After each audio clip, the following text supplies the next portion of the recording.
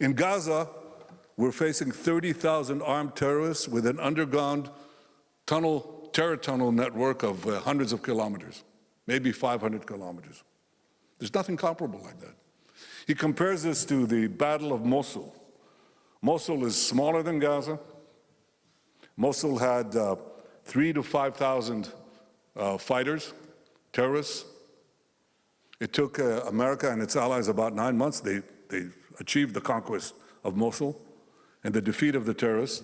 And the ratio of those of civilians to combatants killed was about 3 to 1, some say 4 to 1. 10,000 people were killed. We are now down to a ratio of 1 to 1. Look, every civilian casualty is a tragedy. But we're doing things to prevent this that simply cannot be compared to any other arena. John Spencer says, what other army gives advance notice about where it's going to attack? We have thousands and thousands and thousands of phone calls.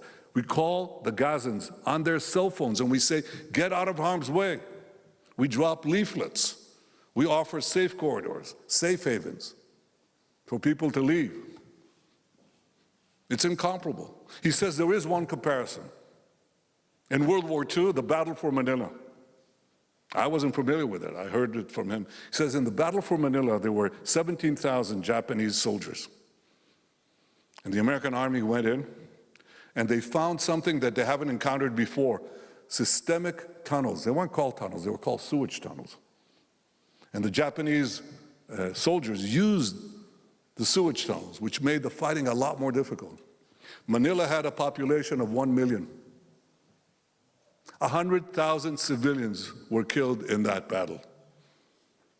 The Israeli army is going to lengths that no other army has done to prevent civilian casualties. No other army.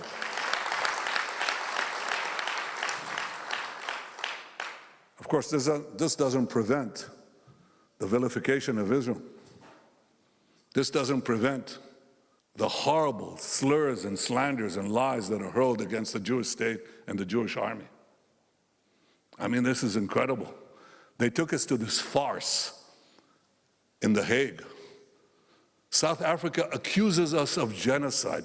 Can you imagine? South Africa accuses us of genocide when we're doing everything but genocide against a genocidal foe.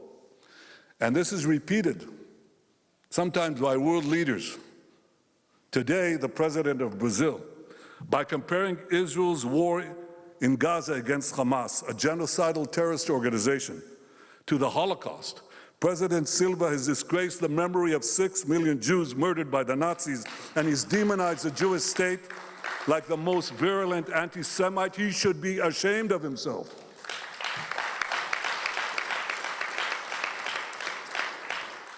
You know, we often speak about the history of anti-Semitism, and we say, how could those lies that were leveled against the Jewish people, these extraordinary falsifications, these unbelievable diatribes that had no basis in fact, how could they have been believed by so many?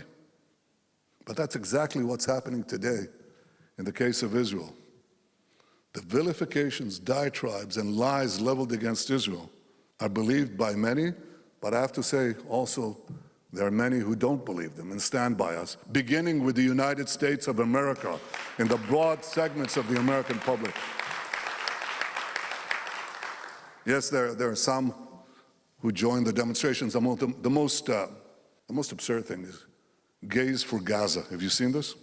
I mean, you don't want to be gay in Gaza.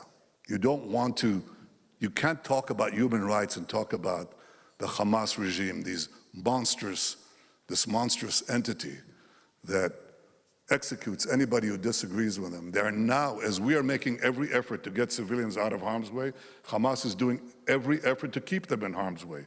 And when we provide safe corridors and the Gazans begin to move there, they try to stop them at gunpoint. And when they can't stop them at gunpoint, they stop them with gunfire. To identify with Hamas and to hurl these lies at Israel is to side with the barbarians.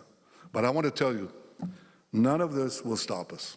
None of this will stop us. None of it. We're committed to total victory, and total victory means the release of the hostages.